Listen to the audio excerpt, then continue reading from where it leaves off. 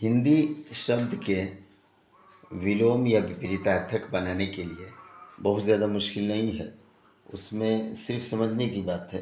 अगर समझ जाते हैं कि आखिर इसका तकनीक क्या है, किस तकनीक की आधार पर हम उसको विलोम बना रहे हैं या विपरीतार्थक बना रहे हैं।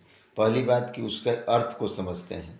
दूसरी बात कि उसकी तकनीक को समझते हैं कि वो तकनीक क्या है, जिस तकनीक के द्वारा उसको हम विलोम बना रहे हैं या विपरीतार्थक बना रहे हैं या अर्थ विलोम हो जा रहा है।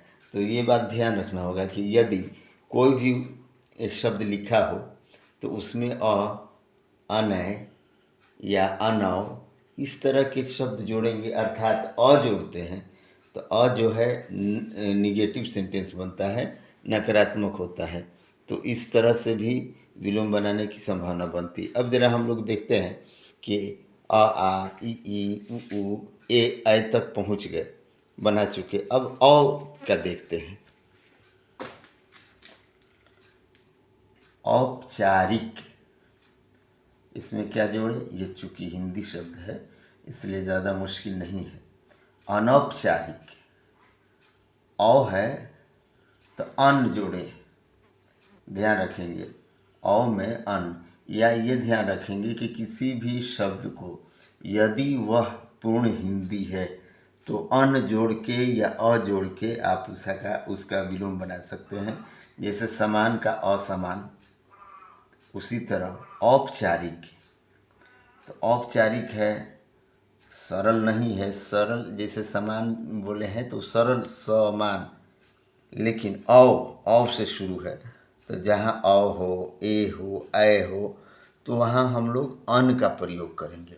तो औपचारिक, अनौपचारिक, औचित्य, अनौचित्य, औदत्य, औद्धत्य, अनौद्धत्य, औदार्य, अनौदार्य, औदत्य, अनौदत्य, औसत, अनौसत, औकात, अनौकात, अवसान, चूँकि ये हिंदी शब्द उर्दू शब्द है इसलिए इसका थोड़ा सा डिफरेंट होगा। अवसान, नादान, औजार, अनौजार, औहार्य, अनौहार्य, औहास्य, अनौहास्य। अभी हम लोग देखें कि इसमें औ जहाँ तक शब्द आए हैं, यदि वह हिंदी का पूर्ण शब्द होता है, पर्सनल शब्द होता है, स्वयं होता है, यानी वास्तविक हिंदी है, तो उसमें अन जोड़ के हम लोग विलोम बनाए हुए हैं।